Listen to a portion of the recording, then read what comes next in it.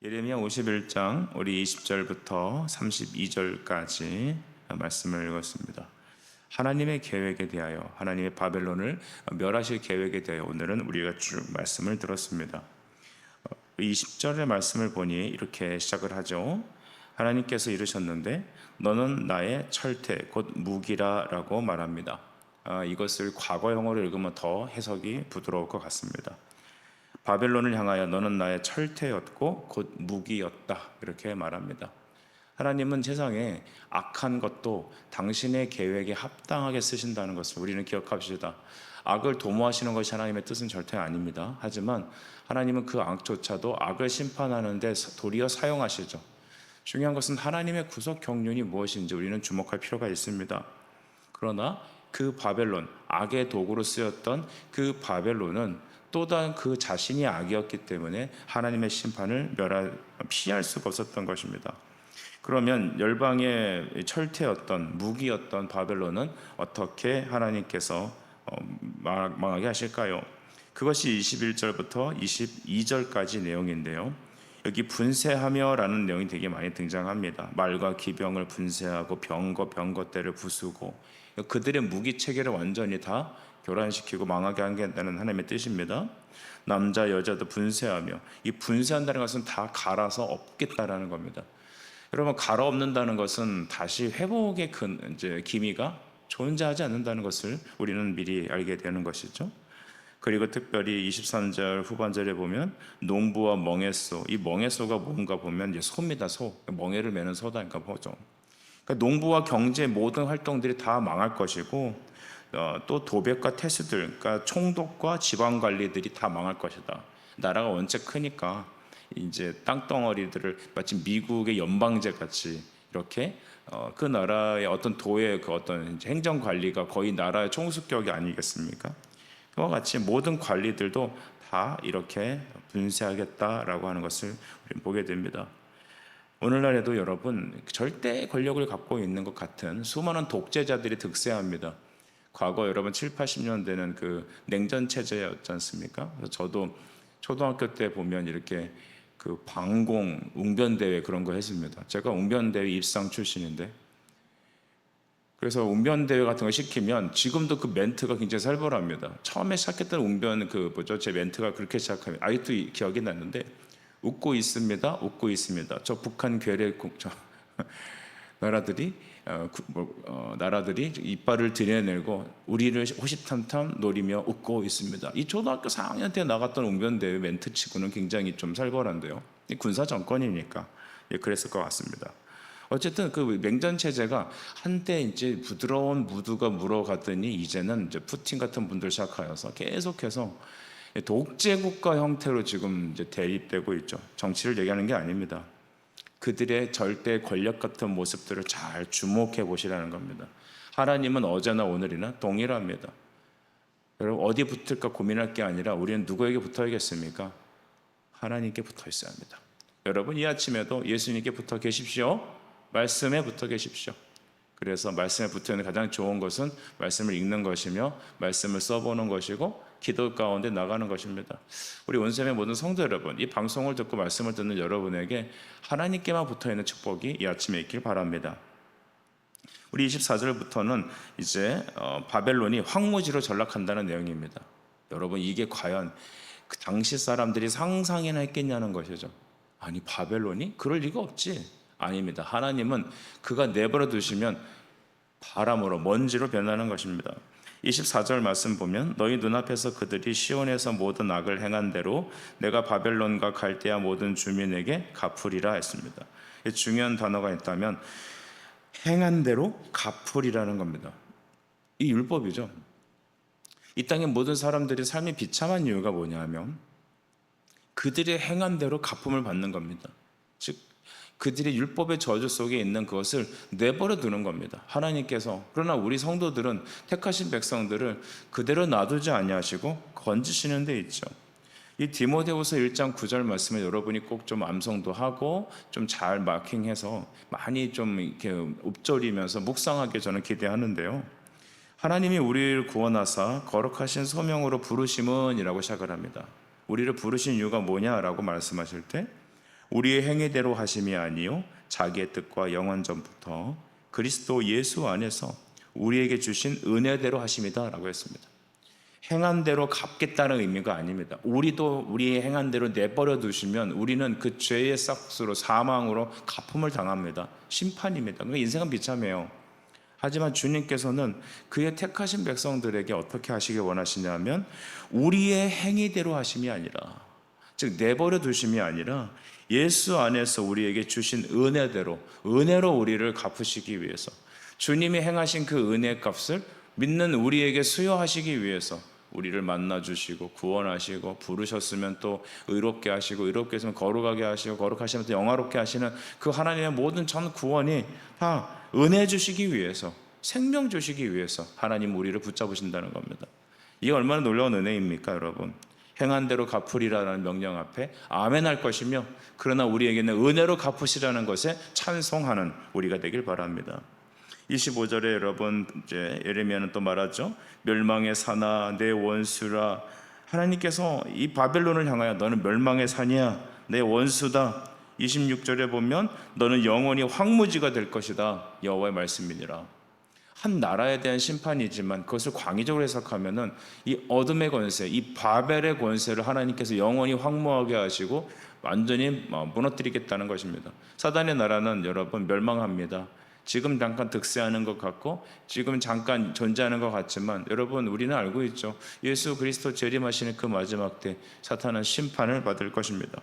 영원히 황무지가 될 것이다 라는 것을 우리는 깊이 깨달아야 될 줄 믿습니다. 사탄은 이와 같이 그의 나라는 영원히 망합니다. 그러니 우리는 이 세계를 운영하시는 하나님의 경영을 믿음으로 바라보는 영적 시각이 있길 바랍니다. 참 저는 요즘 안타까운 게 왜 그런지 모르겠어요. 교회 안에도 오면은 자꾸 진영 논리에 따라서 그룹이 생겨요. 여러분 어느 지방만 말하는 게 아니라 이게 정치 세력으로도 흘러가는 거죠. 여러분 우리는 그런데 좀 현혹되지 않기를 바랍니다. 우리는 여러분 하나님께 속해 있는 사람이 될 줄 믿습니다.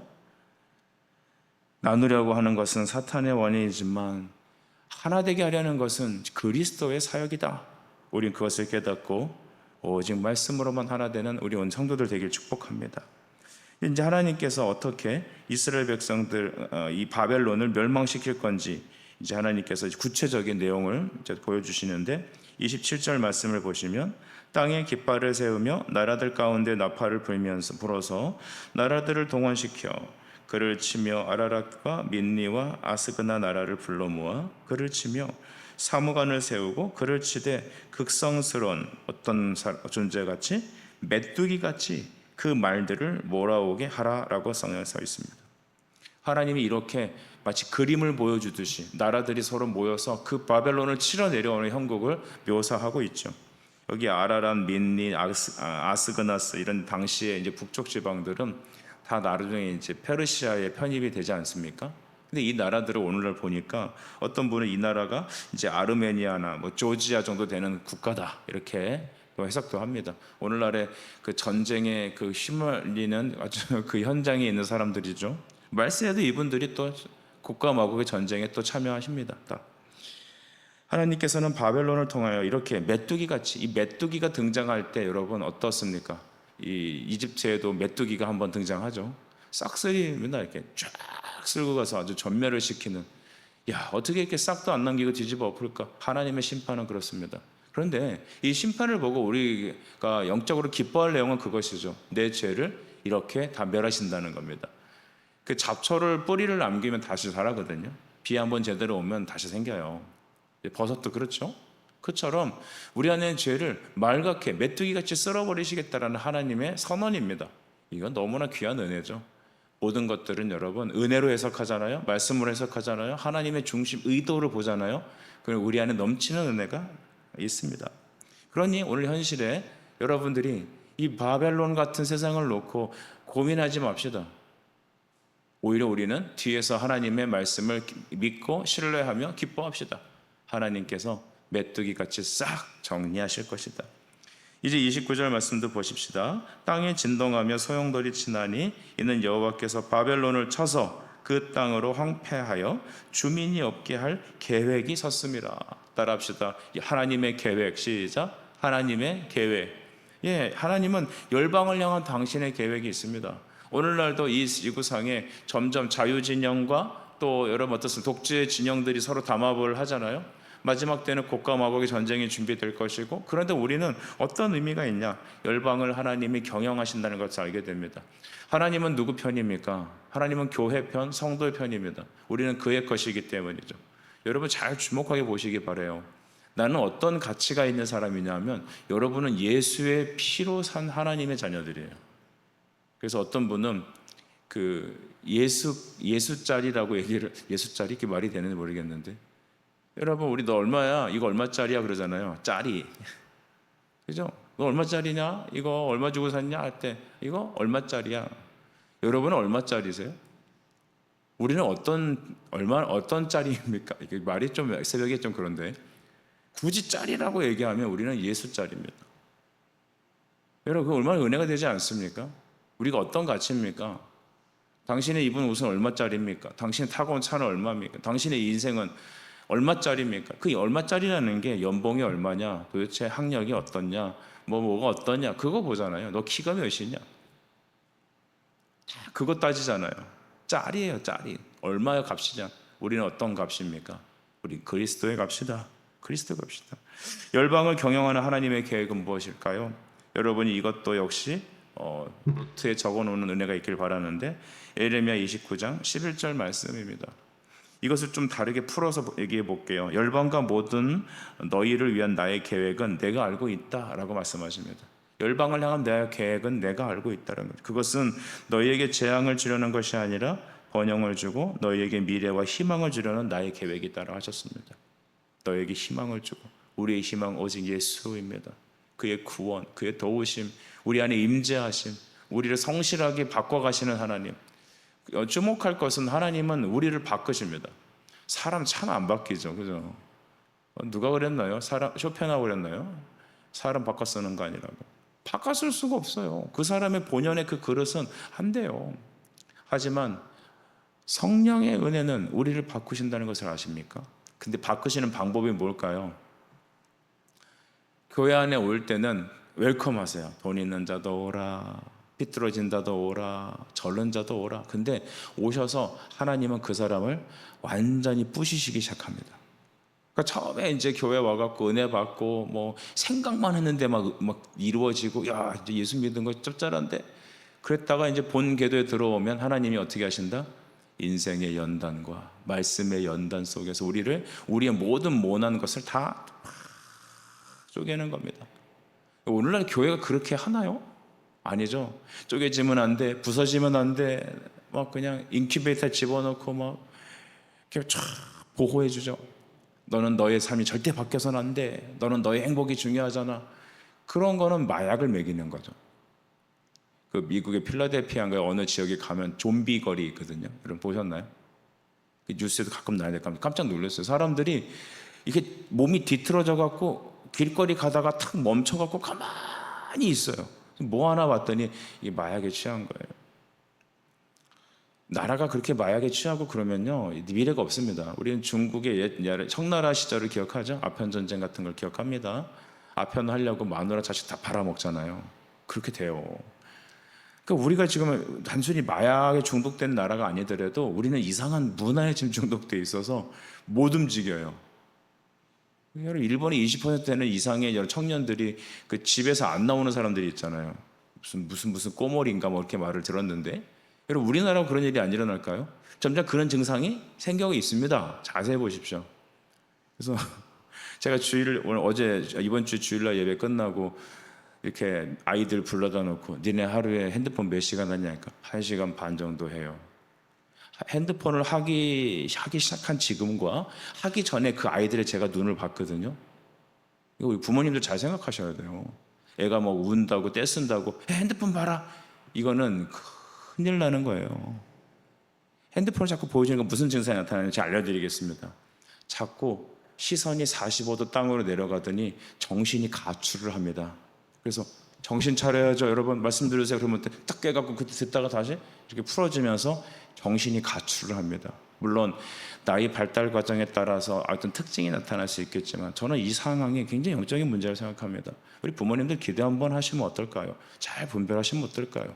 말씀을 대하는 태도가, 여러분의 자녀들은 책을 읽는 태도가, 삶의 태도가 어떻습니까? 많이 달라지지 않았나요?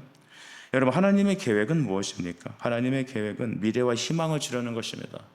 열방을 향한 계획, 바벨론을 향한 계획들, 여러분 이것들은 바벨론을 하나님이 잠깐 쓰시다가 그들이 어저께는 성전 파괴로 인해서 하나님의 심판을 명하셨는데 오늘은 어떻게 파괴될 것인지에 대한 구체적인 그 모습들을 하나님께서 소개하고 계셨죠. 바벨론의 포로가 된 이스라엘 백성들에게는 어떤 위로가 있을까요? 나의 백성 예루살렘아, 이스라엘아, 걱정하지 마. 나의 계획은 너에게 평안과 희망을 주는 거야. 지금 잠깐 바벨론이 너를 점령하는 것 같고 예루살렘이 빼앗긴 것 같지만 아니야. 그 나라는 내가 멸할 것이다. 그들의 멸망은 너희의 구원이다. 너희의 희망이다. 그리고 너희가 다시 살아갈 미래다. 이렇게 설명하는 것이죠. 오늘 우리는 그래서 열방의 눈치를 볼 필요가 없습니다. 우리는 굳이 눈치 본다 하면 하나님께 들어가는 것입니다. 하나님의 구원 계획, 그 품에 안겨 있는 자, 하나님의 그곳에 하나님의 말씀에 거처를 삼고 그것으로 피난처를 삼는 우리는 얼마나 행복한 사람입니까? 이제 32절에 말합니다. 모든 나루는 빼앗겼으며 갈대밭이 불탔으며 군사들이 겁에 질렸더이다 하리라. 모든 나루, 항구는 다 빼앗기고 모든 살림은 다 불에 타고 군사들은 겁에 질려 싸울 전의를 다 상실해버리는 총체적인 국가 멸망의 상태를 놓이게 됩니다. 저는 오늘 말씀을 정리하죠. 이것이 당시에 있은 바벨론의 어떤 상황이었고 하나님의 계시였지만 마치 오늘날에 있는 몇몇 국가들의 모습을 하나님 비춰주는 것 같습니다. 하나님 대적하고 절대 이 폭정을 행하고 또한 여러분 교만이 행하는 나라들 하나님 가만 놔두지 않으십니다. 어떻게 되는지 보십시오. 이 예레미야 51장의 말씀이 어떻게 현실에서 구현되는지 우리는 조금 지나면 목도할 수 있을 겁니다. 우리 성도 여러분, 우리가 기대할 것은 무엇입니까? 하나님께서는 우리의 행한 대로 갚으시지 않고 은혜로 우리에게 갚아주길 원하신다는 그 하나님의 계획이 우리를 기쁘게 합니다. 또한 하나님께서는 우리를 향한 당신의 계획이 있는데 그것은 멸망이 재앙이 아니라 번영과 미래와 희망, 영원한 하나님의 나라의 은혜를 주시라는 것입니다. 그 하나님의 은혜 오늘 이 아침에도 감사하며 주여 내가 주께로 피하나이다. 그 믿음의 고백 여러분에게 있기를 간절히 축복합니다. 우리 기도하겠습니다. 사랑과 은혜 아버지 감사합니다. 하나님 우리를 사랑하셔서 열방을 향한 하나님의 계획을 우리에게 보여주시니 감사합니다. 주여 현실은 정말 힘있는 폭군들이 세상을 정복하고 대단한 일이 일어날 것 같이 두려워서 어디에 붙을까 우리는 좌충우돌하고 있습니다만 하나님께서는 오늘 이 시간에 우리를 향한 하나님의 계획이 있음을 깨닫게 하옵소서. 무엇보다도 우리 행한 대로가 아닌 은혜로 갚아주시기 원하는 그 크신 사랑과 은혜 감사하며 주님께 피난처를 삼고 나아가는 우리 모든 성도들 될 수 있도록 함께하여 주옵소서. 예수님의 이름으로 기도드립니다. 아멘.